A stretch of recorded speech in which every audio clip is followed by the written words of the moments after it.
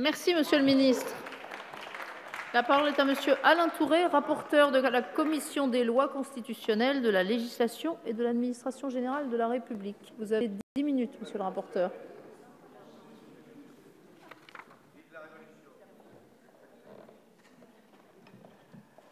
Monsieur le garde des Sceaux, Monsieur le Président, c'est un moment important de la vie d'un parlementaire parce que c'est une loi fondatrice que celle qui concerne l'action publique et la période de prescription. Cette loi fondatrice, elle remonte à 1808. Et depuis 1808, se sont accumulées des lois, des contradictions, et on a vu ainsi un chaos judiciaire s'installer progressivement, puisque la Chambre criminelle de la Cour de cassation avait décidé de s'opposer massivement et frontalement à la loi du peuple français. Ça a été un chaos également, puisque les lois se sont ajoutées aux lois avec des prescriptions particulières. Chaque fois qu'il fallait répondre à un moment d'émotion, on crée une loi avec une prescription particulière. Et on est arrivé à cette situation absolument invraisemblable de voir des délits prescrits par 10 ans, 20 ans, et des crimes, délits prescrits soit par 20 ans, soit par 30 ans.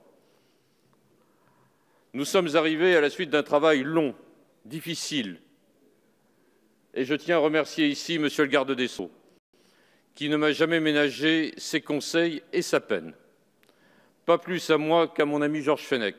Et je tiens à dire que c'est l'honneur de cette législature de voir des parlementaires des deux bords étudier ainsi un problème aussi important que celui de la prescription.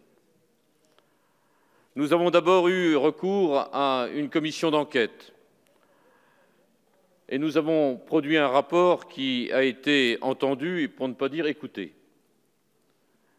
Nous avons entendu l'ensemble du monde judiciaire, les associations de victimes.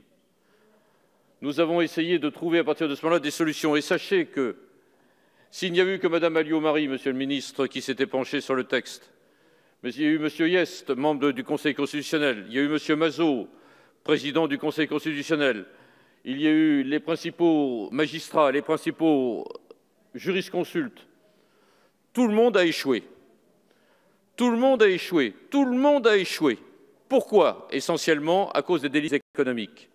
Car il y avait à choisir entre la jurisprudence de la Chambre criminelle de la Cour de cassation qui faisait partir le délai de prescription au moment où l'infraction était connue et qui était en opposition de ce fait aux lois de la République. Personne n'était arrivé à trouver une solution. Sur quoi nous sommes-nous basés pour trouver une solution? D'abord parce que nous avons présenté une solution en commun avec un des responsables de la gauche et un des responsables de la droite.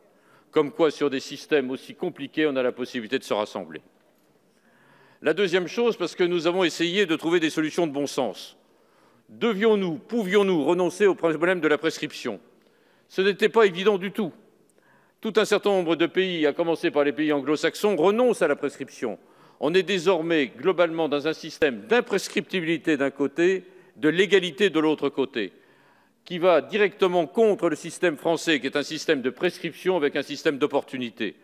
Chacun comprend bien que c'est le fondement même de notre droit, de notre société, à partir de ce moment-là, qui est en cause. Est-ce que cela concerne simplement une affaire, deux affaires? Mais ce sont des dizaines de milliers d'affaires qui, chaque année, sont concernées par les problèmes de prescription. La dernière, M. Fillon peut-il invoquer la prescription, oui ou non? Question qui mérite d'être posée, puisque les infractions qui sont susceptibles de lui être reprochées remontent à plus de 3 ans. Alors voilà, l'illustration même de cette loi qui semble importante. Je sais très bien qu'il ne peut pas invoquer la prescription, mais enfin, je laisse les avocats se casser les dents avant d'arriver à cette solution. Deuxième chose, dans l'affaire de Karachi, où sont en cause un ancien Premier ministre, 2 ministres, des personnalités particulièrement importantes, peut-on, ne peut-on pas invoquer la prescription? Quelle est l'incidence des infractions dissimulées sur la prescription? Quelle est l'incidence des infractions occultes sur la prescription? Voilà toutes les questions auxquelles nous avons dû apporter des réponses. Les quelques conseils que je voudrais donner lorsque cette loi sera adoptée, c'est de la laisser vivre pendant un certain temps. Que pendant une dizaine d'années, il puisse y avoir une commission de contrôle, mais qu'on ne rédige pas à nouveau de nouvelles lois. On me dit que sur les infractions sexuelles, sur telle infraction, sur telle autre, pourquoi pas? Laissons-les vivre la loi. Et dans une dizaine d'années, reposons, au vu de ce qui se sera passé, les termes mêmes de ce que nous avons jugé, de ce que nous avons décidé, pour voir qu'est-ce qui finalement correspond à la réalité de notre temps. Peut-on invoquer encore la prescription en matière de crime? C'est une question fondamentale. Le peuple français a beaucoup de mal à admettre la prescription en matière de crime. Autant il l'admet en matière de délit, il ne l'admet pas en matière de crime. Je pense néanmoins qu'il est nécessaire d'appliquer la prescription tant au délit qu'au crime. Mais pour autant, la prescription ne doit jamais être un moyen normal d'effacement des poursuites. Ça doit être un moyen d'exception à la poursuite et non pas un moyen normal. On ne doit pas échapper à sa responsabilité, c'est quand même ça le principe même du droit pénal et de la responsabilité en matière pénale. Et on doit d'abord penser aux victimes, bien évidemment. Ce sont tous ces éléments-là qu'il était nécessaire de repenser et sur lesquels nous avons essayé de trouver des solutions. Nous sommes arrivés à un accord global, sauf sur une chose, la loi de 1881. La loi de 1881, c'est la loi sur la presse. C'est une loi qui prévoit une prescription très abrégée de 3 mois. Prescription très abrégée de 3 mois à partir du moment où un texte est porteur soit d'un délit d'injure, soit d'un délit de diffamation. Ces textes ont des incidences pénales. Doit-il ou ne doit-il pas y avoir, monsieur le garde des Sceaux, une infraction pénale en matière de délit de presse? C'est incontestablement une question très importante qui se pose. Je pense qu'une autre législature aura repensé globalement la loi de 1881. On me dit de ne pas y toucher, je le comprends. Mais d'un autre côté, est-ce que l'on peut considérer de la même façon tout ce qui se passe par écrit et tout ce qui se passe par intranet, Internet et sur les diffusions en ligne? Voilà, ce sont toutes ces questions-là qu'il faut se poser. Est-on encore dans notre temps lorsqu'on applique des lois de 1881 pour la presse, alors même que ce n'est plus le support journal qui compte essentiellement, mais tout ce support par intranet et Internet? Les questions ont été posées par le Sénat. Dans un premier temps, nous avions refusé d'analyser les infractions sur la presse.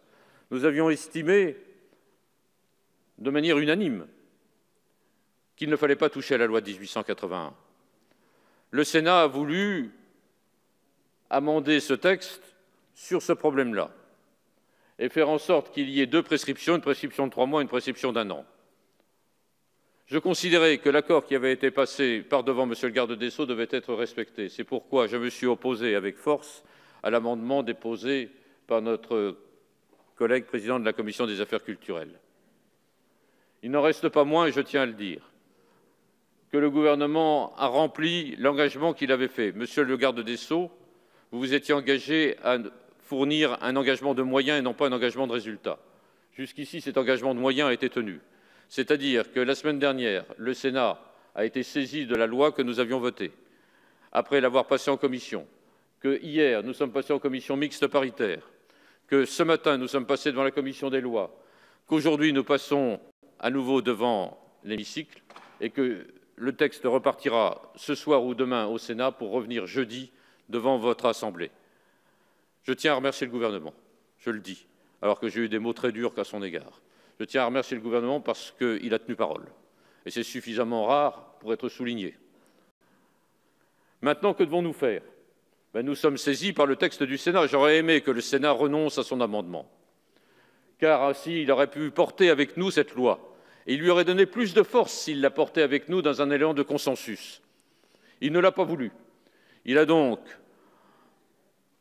voté en sens inverse de ce que l'Assemblée avait décidé et a imposé les 2 prescriptions de 6 mois, de 3 mois et de 1 an. Nous avons décidé le contraire ce matin à l'unanimité, je tiens à le dire. Et je tiens à rendre hommage à mon ami Georges Fenech et aux députés des Républicains, ainsi qu'à tous les membres des groupes qui étaient là. Car c'est à l'unanimité ce matin, devant la Commission des lois, que nous avons décidé de revenir sur le texte de l'Assemblée nationale.